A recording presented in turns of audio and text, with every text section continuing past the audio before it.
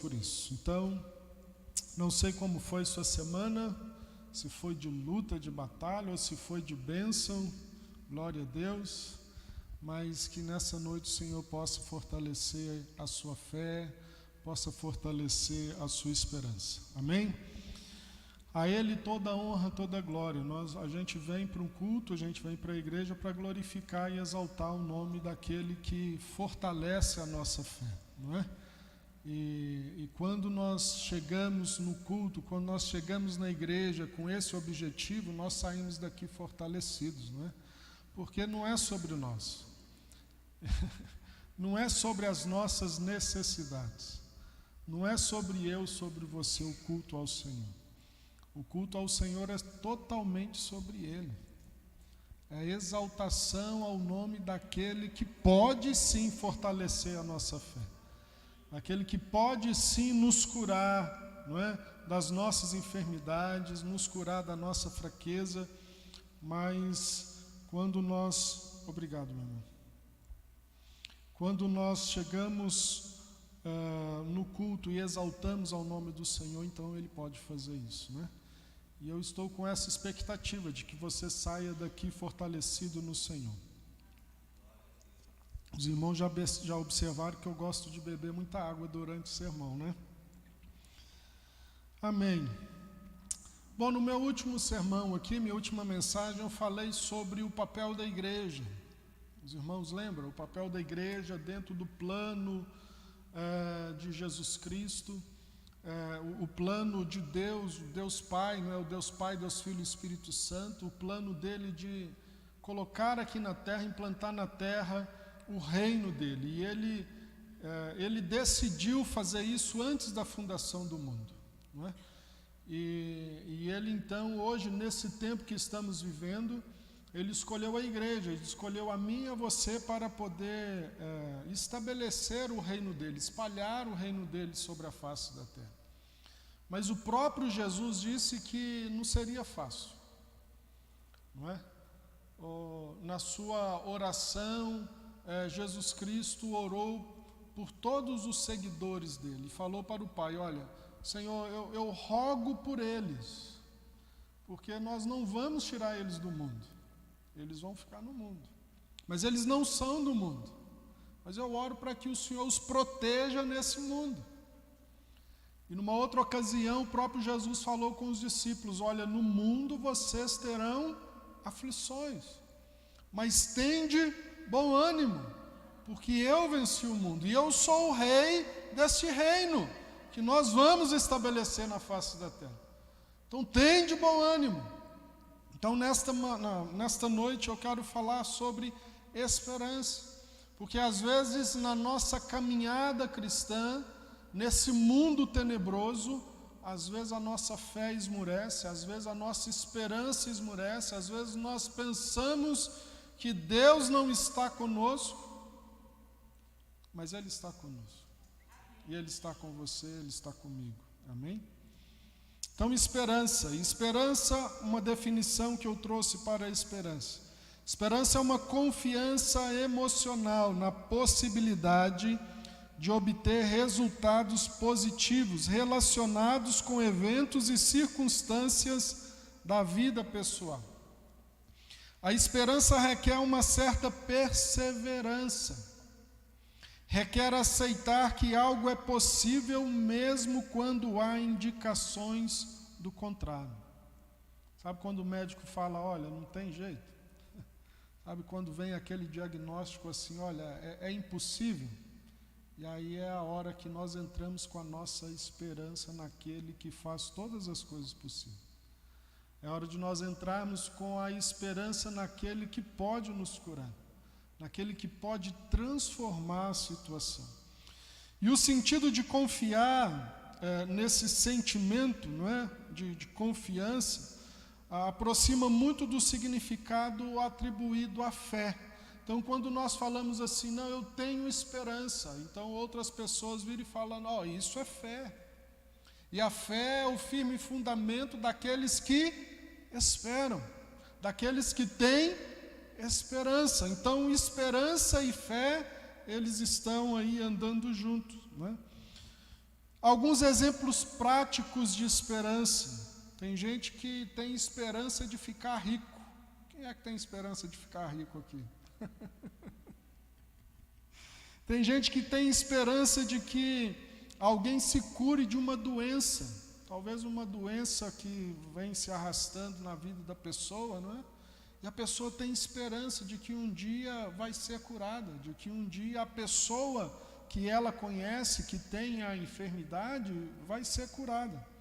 Esperança de que uma pessoa tem sentimento de amor recíproco para aqueles que querem casar, não é?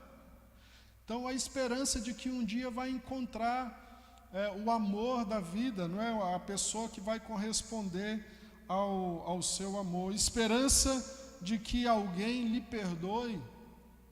Talvez você viva nessa expectativa, não é? Esperança de receber perdão, esperança de poder ter um momento para poder também liberar perdão.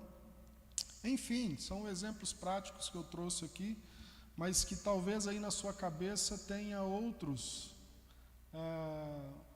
exemplos práticos de esperança, de que você está vivendo, esperança de um novo emprego, esperança de ter um aumento no salário, esperança de se formar na faculdade, esperança de ter, enfim, não é? De comprar uma casa nova, um carro novo, enfim, não é?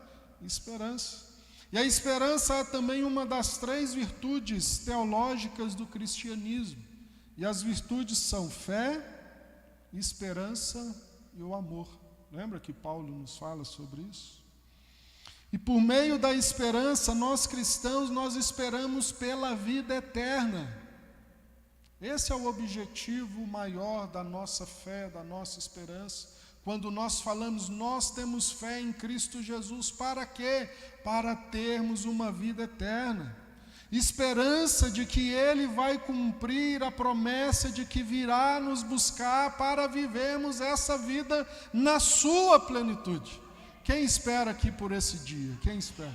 Você que está em casa, espera também por esse dia? Isso é esperança, isso é fé. Nós esperamos a manifestação do Filho naquele grandioso dia. Glória a Deus, aleluia. Não é? Bom, tendo dito tudo isso, eu quero que você abra a sua Bíblia no Salmos 11.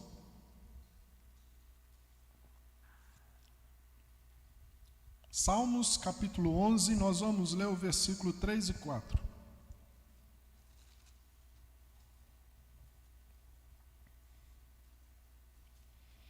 Salmos capítulo 11, versículo 3 e 4. Eu vou ler na tradução da linguagem de hoje, viu, Bidiel? Porque vai fazer mais sentido para nós aqui. Salmos capítulo 11, versículo 3 e 4. Diz assim: o que pode fazer uma pessoa honesta quando as leis e os bons costumes são desprezados? O Senhor está no seu santo templo, o seu trono está no céu. Ele vê todas as pessoas e sabe o que elas fazem. Amém? Feche os seus olhos novamente. Oh Pai, louvado seja o Teu nome. Nós já oramos, mas eu quero orar novamente e eu quero levar a nossa mente cativa ao Teu senhorio. Pai, tire toda a distração da nossa mente, dos nossos sentimentos, das nossas emoções. Pai, toda a preocupação com as contas que precisam ser pagas na próxima semana e que às vezes não tem o recurso financeiro, ou aquela ocupação, ou aquele trabalho que precisa ser realizado. Pai, em nome de Jesus, que o Senhor tire essa nossa distração. Pai, que possamos lançar no Senhor toda a nossa ansiedade, que o Teu Espírito fale aos nossos corações nessa noite. Em nome de Jesus. Amém. Amém, meu irmão? Amém. Davi, ele escreveu esses salmos aqui, esse texto, exatamente num momento muito conturbado na vida dele, na vida do reinado dele. Foi exatamente quando o seu filho Absalão estava tentando de todas as maneiras tomar o reino do seu pai Davi. E só lembrando os irmãos um pouco da história, não é? Davi, ele precisou sair fugido do palácio a qual ele morava, junto com a sua família, porque esse seu filho Absalão, ele estava chegando para poder tomar o trono, e a expectativa é de que Absalão, a promessa de Absalão é de que ele iria matar Davi e toda a sua família. Então, era uma situação muito complicada que Davi estava vivendo aqui.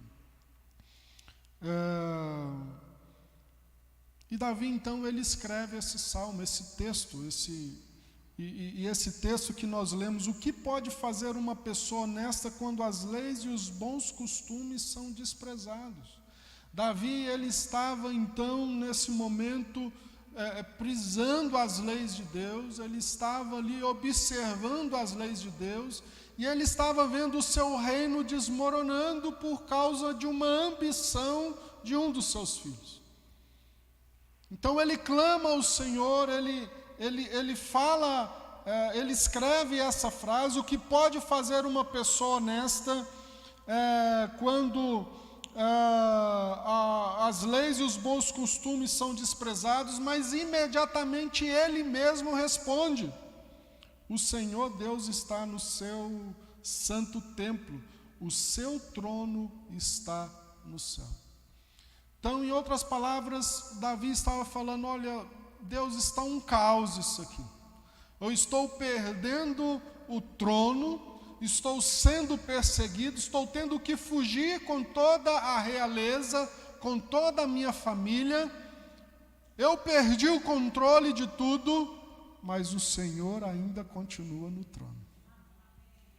O Senhor continua no templo, quer dizer, o Senhor ainda continua na posição de receber adoração. O Senhor é um Deus que está no templo porque a sua posição é de ser adorado. O Senhor não perdeu o controle, o Senhor está no templo porque eu posso adorar o Senhor na certeza de que se eu adorar e se eu orar, o Senhor vai responder, porque o Senhor está no trono, o Senhor está no controle de todas as coisas. Agora, será que a pergunta de Davi não é a nossa nos nossos tempos também? Nesse tempo que nós estamos vivendo, né, nessa questão política, rumores de guerra, enfim. E há momentos, será que você pensa assim: aonde está Deus? Será que Ele não está vendo tudo isso que eu estou passando? Será que essa situação que eu estou vivendo, será que Deus não percebe? Será que Deus errou a maneira que eu fui criado?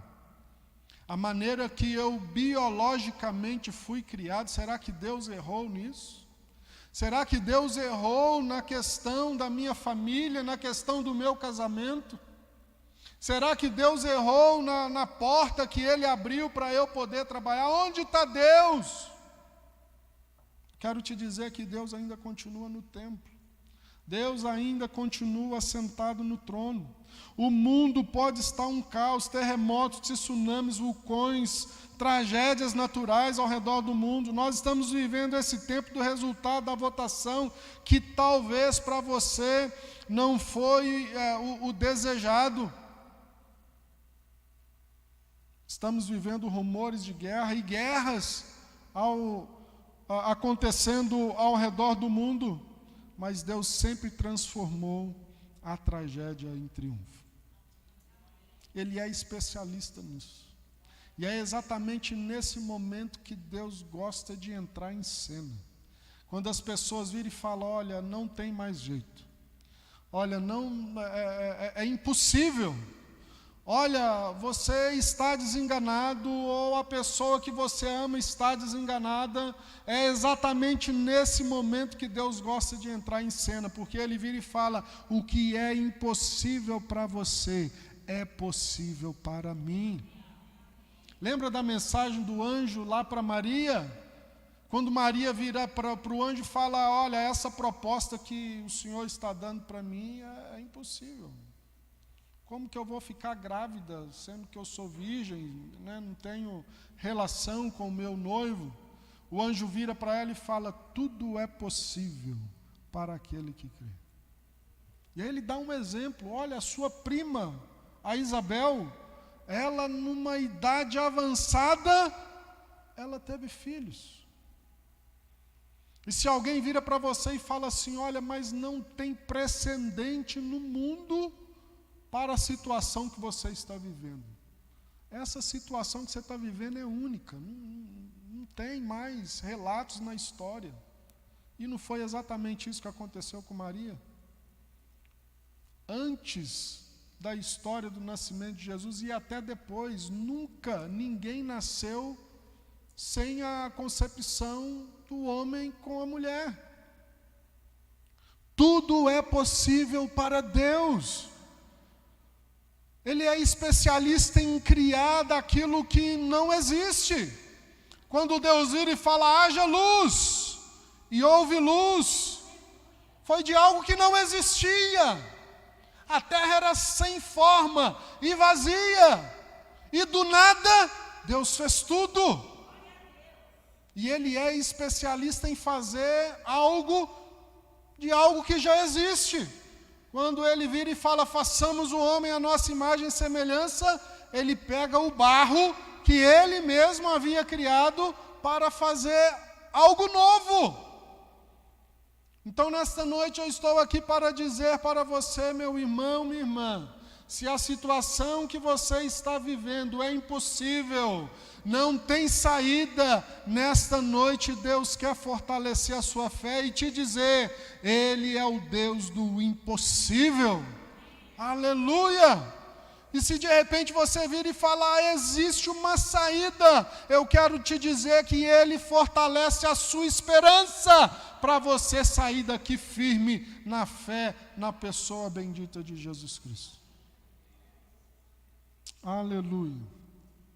Então eu quero meditar em 3 personagens aqui com os irmãos nessa noite. E eu coloquei um tema na mensagem, eu coloquei assim: fé, mesmo quando a esperança está sendo destruída.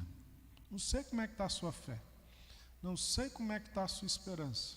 Você que está em casa nos assistindo, não sei como é que você está com a sua fé, com a sua esperança. Mas eu quero te dizer que Deus, Ele vai fortalecê-lo nesta noite. Quero pensar com os irmãos, meditar um pouquinho sobre Abraão, José e Daniel. Então vamos observar um pouco Abraão. Abra aí em Gênesis capítulo 12, nós não vamos ler a história completa, porque é muito longa, não é? Mas quero meditar com os irmãos sobre o chamado de Abraão. Abraão, ele recebeu de Deus uma promessa de ser pai de muitos filhos, de ser pai de uma nação muito grande, né? A descendência de Abraão seria como as estrelas do céu. Você já parou para tentar contar as estrelas do céu? É uma pergunta meio que... Você já parou para pensar em quantas grãos de areias tem na praia? Essa foi a promessa de Deus a Abraão da quantidade de filhos que Abraão teria. Então, Abraão recebeu de Deus uma promessa de ser pai de muitos filhos. E Deus vira para Abraão e fala assim: olha, sai da tua terra, sai da tua parentela, não é? Versículo 1 do capítulo 12. Então o Senhor disse a Abraão: saia da sua terra, do meio dos seus parentes e da casa de seu pai, e vai para a terra que eu lhe mostrarei. Deus está falando para Abraão: olha, sai daí e vai para uma terra que eu ainda vou te mostrar. Deus não falou para Abraão: olha, coloca aí no GPS o endereço tal, não é? Rua tal, o número é tal, e para facilitar já coloca o CEP, ou coloca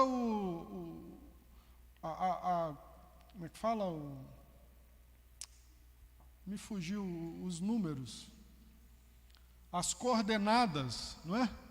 Abraão, coloca aí as coordenadas Y e X, porque para facilitar, não é?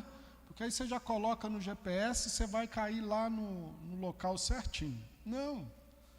Deus falou para Abraão, saia, que no meio do caminho eu vou te mostrar onde que você vai chegar. E Deus continuou, farei de você um grande povo e o abençoarei. Tornarei famoso o seu nome, você será uma bênção. Abençoarei os que te abençoarem e amaldiçoarei os que amaldiçoarem. E por meio de você todos os povos da terra serão abençoados. Partiu Abraão como lhe ordenara o Senhor e Ló foi com ele. Abraão tinha 75 anos quando saiu de Harã, 75 anos. Depois de 15 anos, Deus renova essa esperança para Abraão quando ele tinha 90 anos. Deus aparece para ele novamente e fala, olha Abraão, você ainda vai ser pai. Ele tinha 75 anos, o texto que a gente leu. Abraão foi ser pai com 100 anos. Demorou 25 anos para que a promessa da geração dele visse cumprir.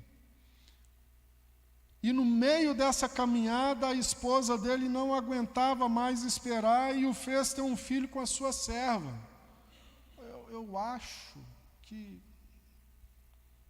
estou aqui tentando reproduzir a fala lá da esposa de Abraão.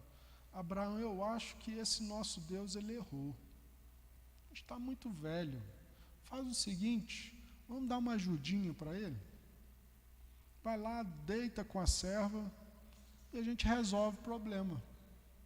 A promessa era essa, irmãos. A promessa era de que Abraão e Sara teriam filhos. Essa era a promessa. Se Deus prometeu, Ele é fiel para cumprir. Aí lá em Romanos, no capítulo 4, versículo 18 e 19, Romanos 4, 18 e 19, Paulo escreve assim, Abraão contra toda esperança, em esperança creu, tornando-se assim pai de muitas nações, como foi dito a seu respeito, assim será a sua descendência. Versículo 19, atenção. Sem se enfraquecer na fé, reconheceu que o seu corpo já estava sem vitalidade, pois já contava cerca de 100 anos de idade, e que também o ventre de Sara já estava sem vigor. Versículo 20. Mesmo assim, não duvidou, nem foi incrédulo em relação à promessa de Deus, mas foi fortalecido em sua fé e deu glória a Deus. De fato, ele reconheceu a sua fragilidade. Ele vira para Deus e fala, Deus, eu tenho 100 anos, não tenho mais vigor para procurar Sara. E a Sara já está idosa, o ventre dela já está mirrado. Mas o texto que nós lemos aqui diz que, versículo 20, mesmo assim não duvidou nem foi incrédulo em relação à promessa de Deus, mas foi fortalecido na sua fé e deu glória a Deus. Agora, vem cá, irmão, vamos pensar um pouquinho. O que Abraão precisava fazer para ter filho? Precisava procurar Sara, não é? Ter relação com Sara. Ele recebeu força de Deus para isso. Os irmãos conseguem entender? E Sara recebe força de Deus para gerar no seu ventre que já estava mirrado. Foi preciso uma ação de Abraão. Procurar Sara e ter relação sexual com ela.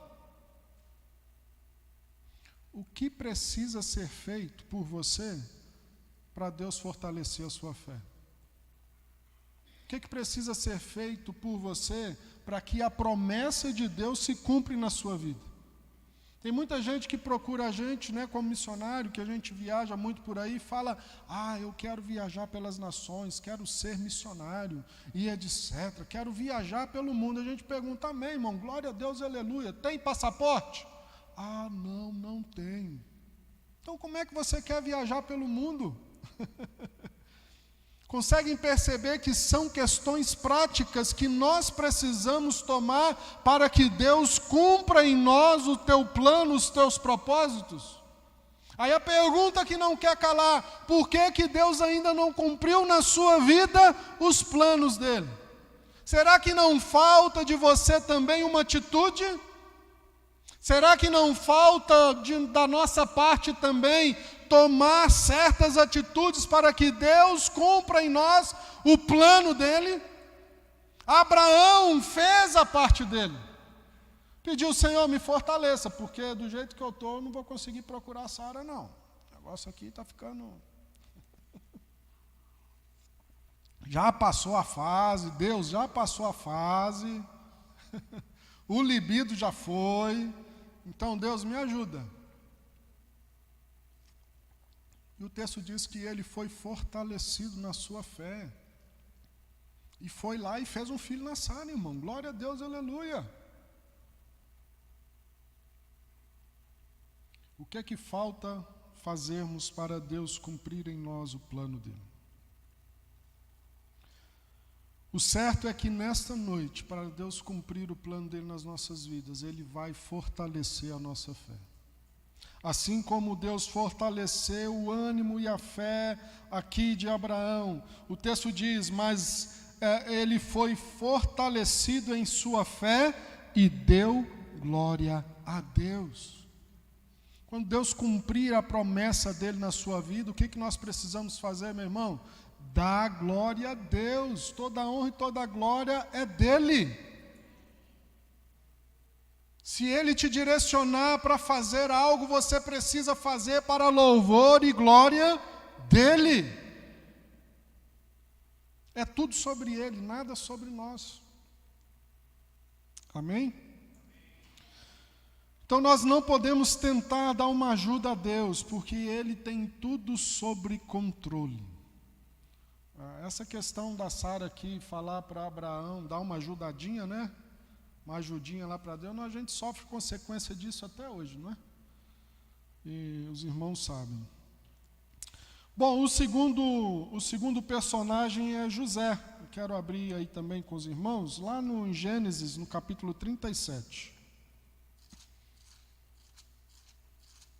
Gênesis, no capítulo 37. José aqui, ele fala dos sonhos, ele gera no coração dos irmãos uma certa inveja, enfim. Mas os seus irmãos acabam vendendo. Então, a partir do versículo 12, José é vendido pelos irmãos. E aí no versículo 28 do capítulo 37 de Gênesis diz assim: quando os mercadores ismaelitas de Midian se aproximaram, seus irmãos tiraram José do poço e o venderam por 20 peças de prata aos ismaelitas, que o levaram para o Egito. Então, só lembrando um pouquinho da história, não é? José chega lá onde os irmãos estavam lá cuidando das ovelhas e etc. E os irmãos pegam ele e jogam dentro de um poço. O texto, ele não traz detalhes, não é? Sobre o sentimento, as emoções de José dentro do poço. Mas imagine você dentro do poço, irmão. Talvez é onde você está mesmo, né? No fundo do poço. Mas imagine aqui a situação de José lá dentro do poço, ouvindo os irmãos planejar que vai vendê-lo. O que a gente vai fazer com o nosso irmão? Vamos matar? Não, mata, não mata, e José lá dentro do poço ouvindo. Imagine a agonia, irmãos. A gente mata, não mata, não é? O que a gente vai fazer? Está vindo ali um pessoal, uns mercadores, vamos vendê-los. Vamos pegar ele e vender para esse povo. Imagine José dentro do poço ouvindo isso. Aí de repente os mercadores chegam, os irmãos pegam José, entrega, não é? José vai embora. Nunca mais viria o pai, nunca mais viria os irmãos, a família. Aí ele chega lá no Egito, é comprado pelo Potifar, não é? Aí Potifar leva ele para a casa dele, e aí começa ali uma administração bem sucedida, mas aí a mulher de Potifar se apaixona por José. Lembram da história, não é? E aí a esposa de Potifar o entrega injustamente. E aí no capítulo 39, no versículo 20, diz assim: Potifar, no caso, né, mandou buscar José e o lançou na prisão em que era postos prisioneiros do rei. Aqui, mais uma vez, o texto não entra em detalhes em relação aos sentimentos, em relação às emoções de José. Mas imagine você sendo conduzido para a prisão. Imagine José aqui sendo conduzido para a prisão. Estava tudo bem, irmãos. Administração bem sucedida. Não é? Estava indo tudo bem, de repente ele é acusado injustamente. José, ele não vai para a prisão, né? Eu vou tirar uma selfie aqui na frente da prisão, hashtag fui caluniado, estou sendo levado para a prisão. Quem está sendo levado para a prisão vai como? Vai triste. Imagine o sentimento de José, mais uma vez, meu Deus. Mas quando a gente lê a história, a gente percebe que José, ele também é bem sucedido dentro da prisão. E o texto diz que ele é bem sucedido lá porque Deus era com ele. Não sei se você está no fundo do poço, não sei se você está nessa situação de ser traído, não sei se você tem esse sentimento de traição, mas eu quero te dizer uma coisa: Deus é com você aonde você está. Está difícil para você, irmão? Imagine a situação de José, esses altos e baixos que José vivia.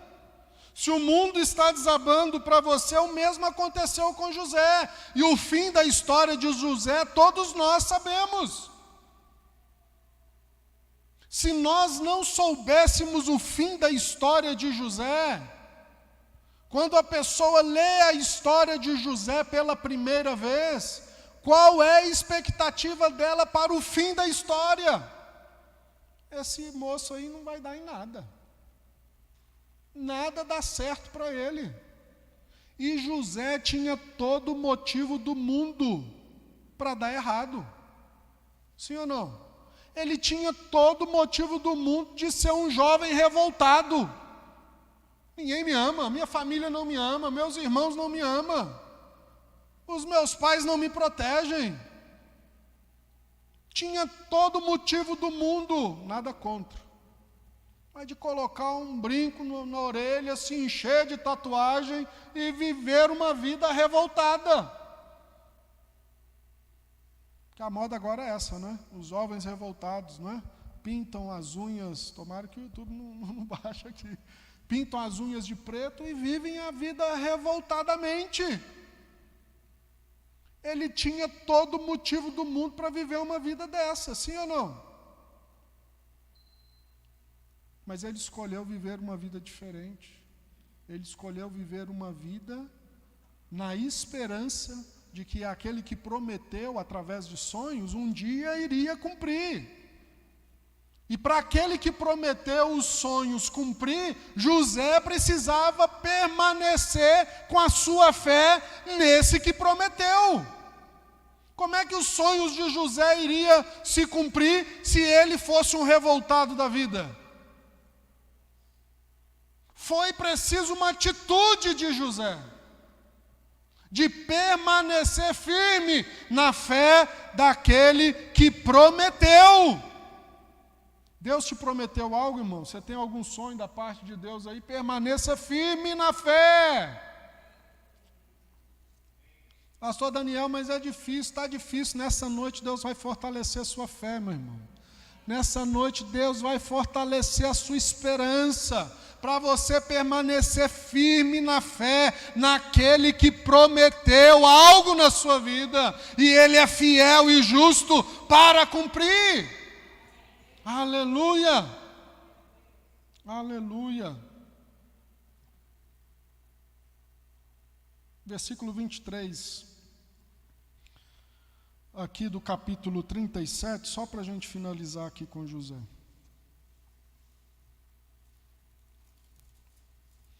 Mesmo diante de todo esse desafio, ele não perdeu a esperança e produziu e frutificou onde ele era colocado, José. Versículo 23 diz assim: o carcereiro não se preocupava com nada do que estava a cargo de José, porque o Senhor estava com José e lhe concedia bom êxito em tudo o que realizava. Por causa da posição dele, não é? Mas se ele fosse um revoltado da vida, com certeza ele não tinha êxito naquilo que o próprio Deus propôs para ele, não é? Vamos pensar um pouquinho em Daniel também?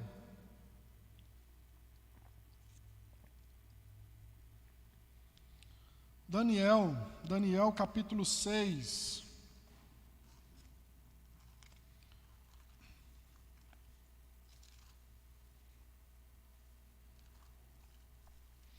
Daniel capítulo 6, deixa aberto aí. Daniel, meus irmãos, o livro de Daniel vai relatar que ele e toda a sua geração, eles foram levados como escravos para a Babilônia. Eles não foram fazer um turismo na Babilônia. Vamos ali conhecer lá as novas construções do rei Nabucodonosor. Não, vamos fazer aqui uma excursão entre nós, os estadistas de Jerusalém, Não, eles foram levados como escravos. Não estavam fazendo turismo, não estavam lá para conhecer Babilônia. Eles foram levados como escravos numa condição muito precária. O povo de Israel estava sitiado pelo exército da Babilônia, e uma das estratégias de guerra de Nabucodonosor era sitiar as cidades que ele queria tomar e ficar ali vários dias. Então não entrava e não saía ninguém. Significava que o povo começou a passar fome, porque a comida acabou dentro da cidade, não tinha como sair para buscar comida. O povo passando fome. Alguns profetas dizem que as mães comiam os próprios filhos. Olha a situação a qual Daniel e os seus 3 amigos se encontravam.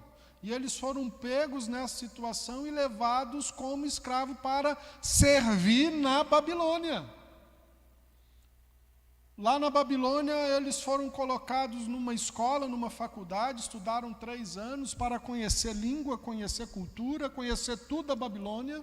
Outra estratégia do rei da Babilônia era pegar esses que haviam formados e voltar novamente para o país de origem, para governar o país de origem, de acordo com a cultura, com a língua, com os costumes, tudo da Babilônia. Mas aqueles que se destacavam eram levados para servir na casa do rei, no palácio do rei. Daniel e seus 3 amigos, eles se destacaram e foram levados para servir no palácio do rei, servir como escravos. E qual que era a atitude de Daniel? Uma ação de Daniel que todos nós sabemos que ele fazia pelo menos 3 vezes ao dia. Ele orava pelo menos 3 vezes ao dia.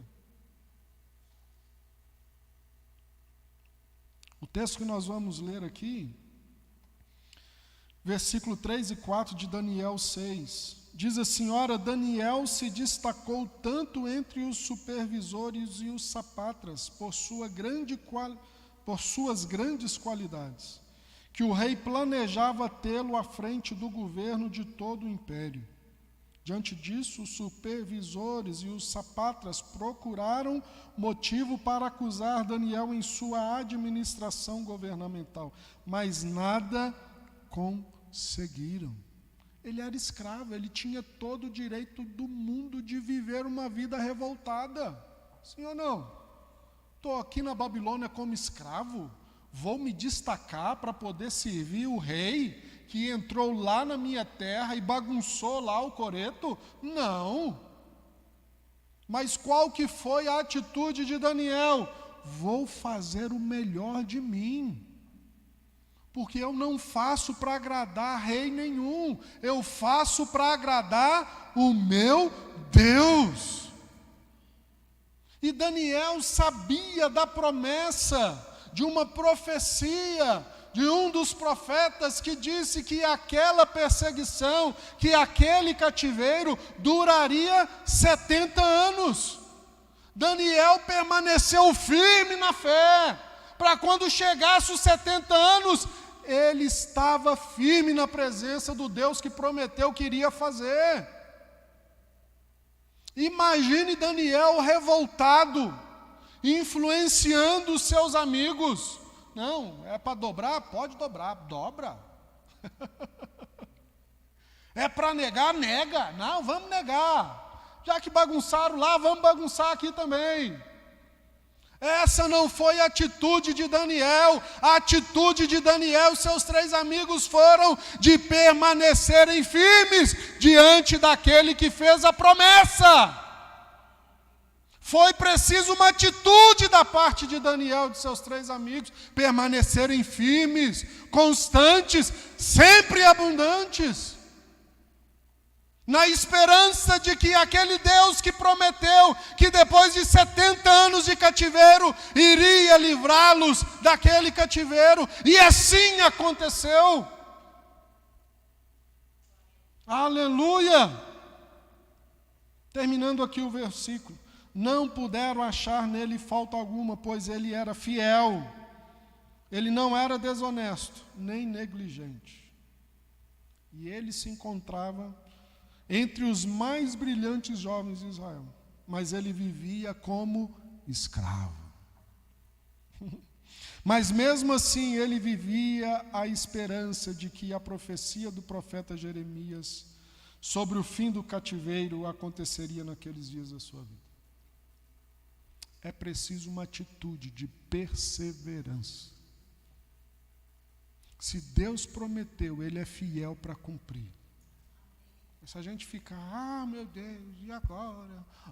Está faltando, eu não aguento mais, vou fraquejar. Deus não vai cumprir, irmão. Para Ele cumprir as promessas nas nossas vidas, é preciso ter perseverança. E aí, mais uma vez, se você está fraco, nessa noite Deus vai te fortalecer. Se você está com a sua fé fragilizada, Deus nessa noite está fortalecendo a sua fé, aumentando a sua esperança naquele que prometeu, porque Ele é fiel para cumprir as suas promessas. Agora atenção, Abraão estava esperando que sua mulher, que era estéril, ficasse grávida de um filho.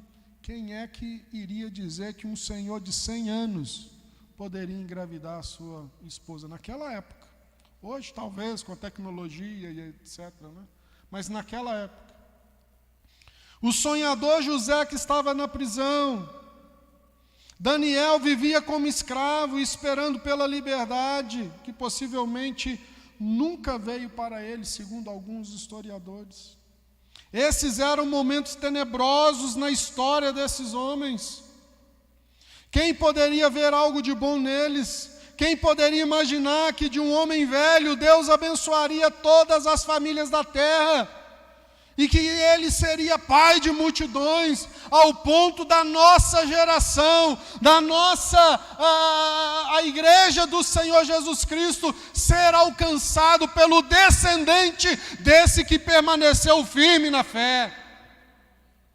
Hoje, se é possível nós falarmos que somos salvos em Cristo Jesus, foi porque Abraão permaneceu firme na fé, foi porque o descendente dele, Jesus Cristo, filho de Davi, veio para morrer na cruz por mim e por você. Viu como que é sério, irmão? Nossa posição de perseverança na presença do Senhor Jesus. Quem sabe a sua perseverança na fé naquele que prometeu salvar a sua família, lá na frente vai salvar todos. Quem sabe a sua perseverança, a sua fé, vai trazer salvação para o seu filho, para a sua filha, para o seu esposo, a sua esposa. Quem sabe a perseverança da sua fé vai mudar toda uma geração dos seus descendentes. Então permaneça firme na fé daquele que te chamou. Aleluia!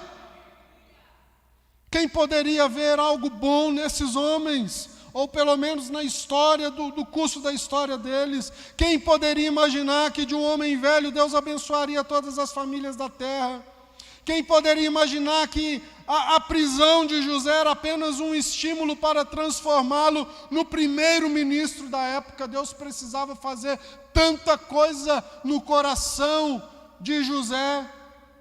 Deus precisava curá-lo de tanta coisa que permitiu tudo isso. Quem sabe Deus não está permitindo isso que você está passando para que lá na frente algo maior aconteça na sua vida.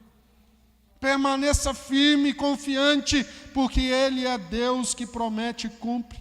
Quem poderia imaginar que Daniel, prisioneiro, logo seria o conselheiro do rei, que hoje nós usaríamos as profecias para estudar os fins do tempo. Imagine Daniel revoltadão da vida. Não quero saber mais de Deus. Ele permitiu o exílio. Não quero saber mais desse Deus. Como é que hoje nós iríamos estudar as profecias dos fins dos tempos? Os irmãos estão prestando atenção de que a nossa atitude de perseverança pode gerar no mundo espiritual e no mundo físico algo inimaginável para nós. Aleluia! Deus fez coisas assim, Ele fez com José, com Abraão, com Daniel. Ele pode fazer com você também. Aleluia! Aleluia! E no meio da tribulação, Ele nos faz lembrar, voltando lá nos Salmos 4, o Senhor Deus está no seu santo templo, o seu trono está no céu. Ele é um Deus digno de ser adorado no templo. Ele é um Deus que ouve as nossas orações no templo. Aleluia! Porque Ele não perdeu o controle, Ele está sentado no mais alto e sublime trono. E para terminar,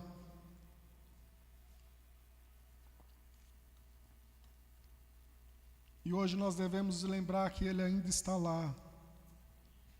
Ele ainda está no seu templo. Ele ainda está no trono. Ele ainda está no controle. Ele ainda controla todas as coisas. Você pode ter perdido o controle da sua vida, o controle da situação que você tanto que você custou arranjar, enfim, mas Ele não perdeu o controle. E Ele ainda converte prisioneiros em príncipe, cativos em conselheiros. Ele transforma dias difíceis em tempos de descanso. O que Ele fez em situações como essas que nós vimos aqui, Ele ainda continua a fazer nos nossos tempos. Ele ainda é um Deus que cura, Ele ainda é um Deus que liberta, Ele ainda é um Deus que transforma vidas. Oh, Ele é grande, controla todas as coisas. Ele chama as estrelas pelo seu nome, Salmos 147, 4. Foi Ele quem resolveu quantas estrelas deviam existir e chama cada uma pelo nome. Eu dei um Google hoje à tarde. Estima-se que a nossa galáxia, a Via Láctea, possui de 200 a 400 bilhões de estrelas. As galáxias possuem em média centenas de bilhões de estrelas.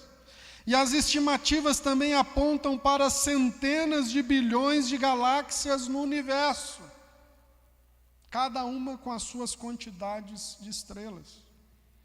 Isso resultaria na existência de mais ou menos 10 sextilhões de estrelas. Nem imagino o que é isso. Deus fala que Ele criou todas elas. E Ele colocou o nome em todas elas. No outro texto, Deus diz que Ele sabe quantos fios de cabelo nós temos na cabeça. Tem irmãos aqui que é fácil contar, né? Mas Deus sabe exatamente quantos fios de cabelo você tem na cabeça. Deus sabe quantos grãos de areia tem na praia. E Ele não vai se importar com você, meu irmão? Que é a criação, imagem, semelhança dEle. Se Ele sabe o nome disso tudo, será que Ele não sabe o seu nome também? E aí a gente fica por aí, Deus me abandonou, Deus esqueceu de mim. Posiciona, irmão, diante da luta, diante da dificuldade. Fé, perseverança. Porque o Deus que prometeu, Ele é fiel para cumprir. Ele te conhece e te chama pelo nome. Ele te conhece antes mesmo da fundação do mundo.